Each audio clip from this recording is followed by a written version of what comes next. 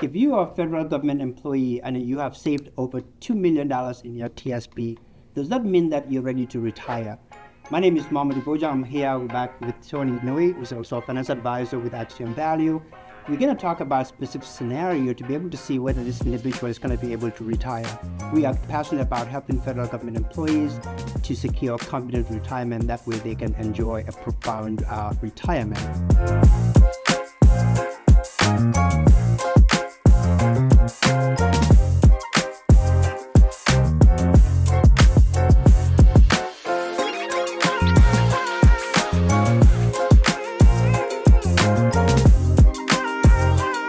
So Tony, welcome back again, my friend. Thank you very much for having me. So we're going to talk about this prospect that basically came to us, 58 years old. We have like $2.2 million, right? Great job with this individual, has done phenomenal job like saving money, right? So which we like to hear or see as finance advisors, right? But the question is like, is he able to retire? What does the $2 million number mean? Well, I think that $2 million, like you said, fantastic job with saving, right? But the first question, we don't really want to look at the $2 million and say, this is what we're going to focus on immediately.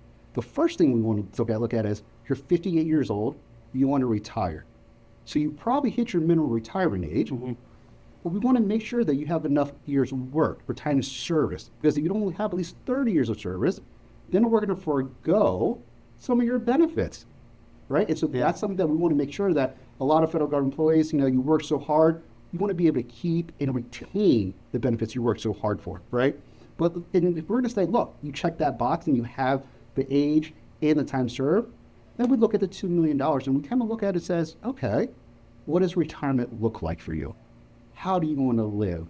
What are some of the joys that you want to experience? Because, as we mentioned before, when you look at retirement, you work so hard your whole entire life. When you go to the next phase, you want to be able to enjoy it. Yeah. Right. And so, again, favorite part of my job is working with people to say, hey, what does your dream retirement look like? And how do we help you make it happen? Right. Yeah. And so from there, we take a look at the $2 million and we kind of figure out, okay, how much of that $2 million is really yours? Because a lot of people think, Momodou, I'm telling you, I have $2 million. It looks fantastic. Yeah. Right. That's like you call it eye candy. It's there. But what account is it in? Right? Is that really your money? Yeah. Right? And a lot of people don't realize this. We talk a lot about this. We're in the partnership because we defer your money with the federal government, right? Yeah. And so at the end of the day, at some point, when you start taking money out, you have to pay something called taxes, right? And so that's something we talked to a lot of clients about, saying, yeah, $2 million is great, but in real time, what does that really look like, right? From that $2 million. Yeah. And you know what? The taxes piece is like, it's very important that you said that, because Tony, I have to tell you though, I think most people kind of like miss that. And when we think about taxes, they talk about what? The IRS. As you know, I talk to people, I said, we're not here to bash IRS. These are great employees that work for the federal government employees, just like any other agencies out there, right?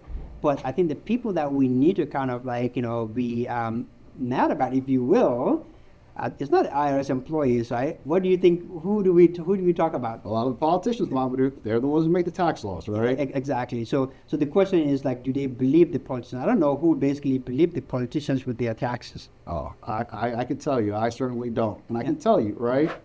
We talk a lot about this a lot, but we believe we're in a low tax environment today, right? With the growing national debt, you got to figure out a way to pay, right? And so. The question is, where do the politicians get most of their income from? Taxes. So we can foresee, right? I never say never, right? Taxes could go lower, most likely not, right? Either they stay the same or they're going to go up.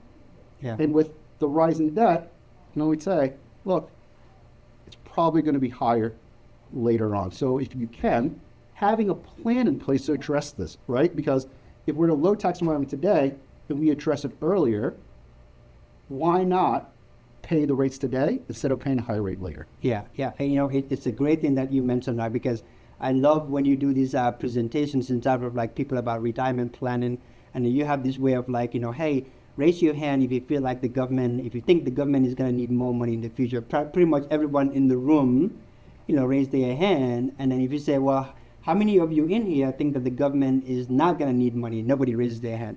Then you turn around and say, well, if you think the government is going to need money, why are you keeping money in an account that's going to be taxed, right? It's like silence, right? So I love that when you do that. Great job on that. So Tony, let's talk about so this scenario where this individual, 58 and then $2.2 million. What should he be thinking about when retirement is close, right? I mean, close to retirement. What is he thinking about? So you have a way of describing when somebody's working. You describe that phase versus when somebody's going to go into a retirement. Yeah, good question, Momodou. So when you think about your working, right, you're in a mode, right? It's a savings mode, right? You're accumulating, right, your assets. You're accumulating your wealth. Mm-hmm. But when you retire, there's a fundamental switch that happens. You're no longer saving, right? Now you're in the distribution phase, right? Yeah. And so what a lot of clients are worried about, especially when they retire, is like, will I have enough money? Will my money run out, right? And so that's something that when we talk about planning, a lot of people say, oh, I'm getting close to retirement. I need to reallocate. I need to become more conservative because I'm so scared of losing money, right? This is why planning is important, because our fundamental belief, you only take enough risk to maintain whatever certain lifestyle you want to live. Yeah. And if you have the right plan in place, you'll know exactly how you should be investing it. Yeah, no, absolutely. And Tony, I'm so glad when you talk to people about the accumulation stage and the distribution stage, because I believe that during the accumulation stage, most people, they're programmed to do what? Work and then save money. You save. But when you get to the distribution phase, there's several things that happens in the distribution phase, right? Can you talk about some of those, right? Because I know, growing is one of them, but at some point maybe to take money out, right, is also part of it. Can you talk to people about what are some of the things that do happen in that time frame? Yeah, so the answer is life. Yeah. Life happens, right? I don't have a crystal ball, right? Emergencies come up, right? Unexpected expense that might come up that you need more money. Health events. I think people are living longer. My wife's in healthcare, right? I'll tell you, medicine's getting better, technology's getting better, people are living longer, right? But what we don't know is if there's an unexpected health event, there's a rising cost to that, right? So all these things that come up, and without a plan to address all these things, a lot of people could run into a lot of trouble. Yeah, no, I totally agree. So when you think about in this scenario with $2.2 million in the TSP account, and it starts like doing it with distribution, do you think that the TSP is actually even the right account to do distribution? Is TSP designed for that? Yeah, and so I would say the answer is no, right? Because when you think about proportionally, right, we know the market is going to go up, it's going to go down, it's going to go sideways, right? And a lot of times when people start talking about like, hey, diversification and making sure that you have certain accounts that don't get affected by the market. Well, in the TSP, we all know you have 5 funds. You have the G, the F, the C, the S, and the I, right? The G and the F are relatively what they call quote unquote safe funds, right? Don't really get affected by the market. However, when you start taking money out, and let's say you're invested in all 5 of the funds, right? The TSP makes you take it proportionally, right? If you have your own IRA, for example, right, you get to pick and choose where the money comes out of. Versus, let's say, give you an example, if the market is down, would you really want to take your money out of the C, S, and the I funds? Probably not, because what are you doing, right? You're buying high and selling low. But if you had your own IRA, for example, you had a cash account, then you had your stocks, depending on where the market is, right? The market is down, you can choose to take it out of the cash account, which makes it a lot more efficient and gives your investments time to grow. Wow. Yeah. So you mentioned, I think you're spot on with the G fund being more like, government securities. So they do have that safety piece, like from a market volatility, because when you put your money in the G fund, there's no market volatility. I mean, I think the misconception is like even the F fund, they think that it's safe, but it's actually not safe because you could actually lose money in the F fund. So the only place that you have is a G fund. But that's kind of interesting, so Tony, because you mentioned something about the funds will have to come out proportionally. But so as finance advisors, we do understand it, but I wanted to kind of like break that down a little bit. So So let's say, for example, in this scenario, this individual has $1 million, $1.2 million sitting in the G fund, and then he has another $1 million sitting in the C fund. So if this individual needs to take out, let's say, $200,000, so are you telling me that the money will have to come out proportionately? Absolutely. Like, so think about it, simple math here, right? You maybe have to take, let's say $110,000 out of the G and then $90,000 out of the C, right? Yeah. So the money will have to come out proportionally. And then I think the key here is if the C fund is down, then technically they're forcing you to sell and you take that loss. Wow. Whereas in an IRA, we can avoid that. Yeah. So Tony, so in this scenario, what did we tell this individual the biggest opportunity? I think that was like a wow moment when you break it down to this individual and be able to talk to him about the opportunities in here. So what are some of the opportunities in this scenario? I think the first thing is about planning, right? I think everybody needs to have a plan. Yeah. Now, when we talk to a lot of federal government employees, right, they have a plan, but the plan might not be refined, might not be very defined, might not be very intentional, right? And so this is why we come up with something called Retire Happy, right? Really 5 key pillars, or something called maxioms, right? Yeah. Where if you trust in your retirement, you should probably have a profound retirement, right? And so we really talk about holistic income planning, talk about student investments, proactive tax planning, talk about, God forbid, there's a healthcare event, proactive, Prudent healthcare. Yeah. prudent healthcare planning, right? Yeah. And then we talk about your legacy, yeah. right? Yeah. No, I agree, because I think we happen to believe that when you address those 5 key things, then hopefully you'll be able to enjoy that profound retirement. And then it's not like addressing only one. Unfortunately, we've seen financial advisors who basically tend to focus on one, which is the astute investment planning, right? I mean, oftentimes, most people, when they go into retirement, they tend to focus or attribute their retirement success to the growth of their portfolio. For me, I think that's the biggest mistake, right? Because it's not only about one thing. There's a lot of things that could basically happen, right? So I'm so glad that you talked about the retire happy piece, right? Now, let's talk about this. So, and I think this individual end up seeing what the value that we bring in, and then be able to come on and work with us, right? So thankfully, we're grateful for that, because anytime somebody sign up with us, we always say we are making a profound difference in somebody's family, right? So we don't look at numbers or anything like that.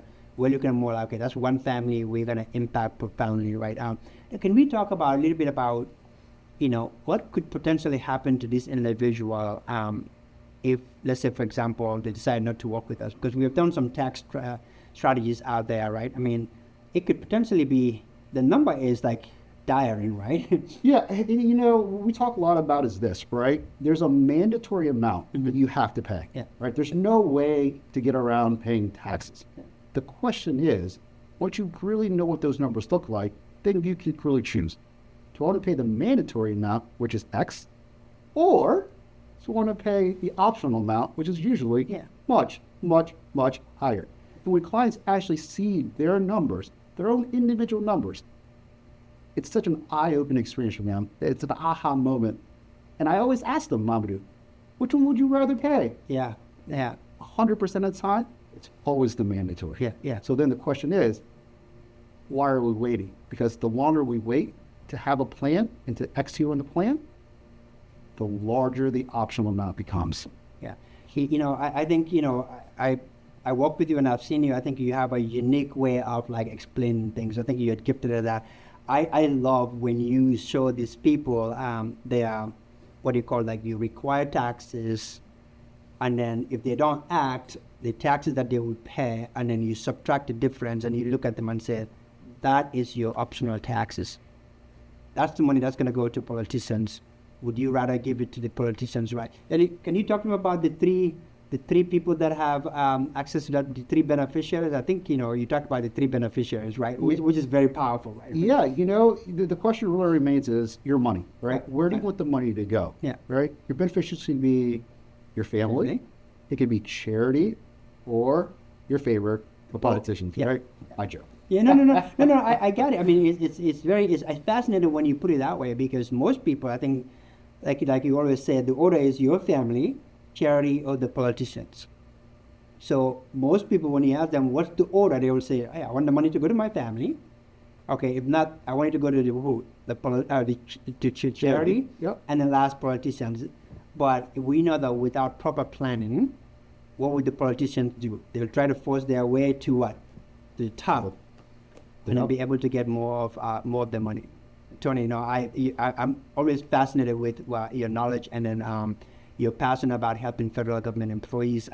So if you are a federal government employee and looking at this video and you basically see get some value over here, what I would suggest you to do is subscribe to these channels and then come and visit us more, because this is where we put information that's timely, that can have a profound impact in your retirement. So until then, next time, we'll talk to you soon. Take care. Bye.